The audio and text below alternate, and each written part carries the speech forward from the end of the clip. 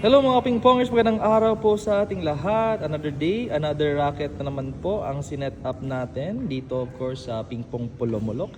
And napakaastig po ng raketa ni sir. So bali pinadala po ito dito sa atin ni sir. Galing pa sa malayong lugar dahil tayo po yung pina-set up niya sa kanyang napakaastig na racket setup mo po. Tingnan nyo naman po, ang kanyang blade is one of the most popular blade sa table tennis industry. Ito po si Butterfly Viscaria.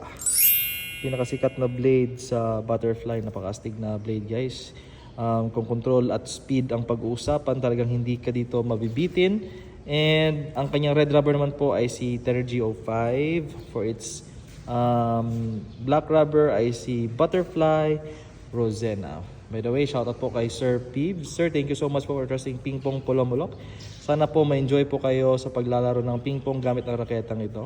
And sa mga gusto pong magpa-set up or mag-inquire about table tennis blades and rackets, PM na po dito po sa ating FB page, Pingpong Polomolok.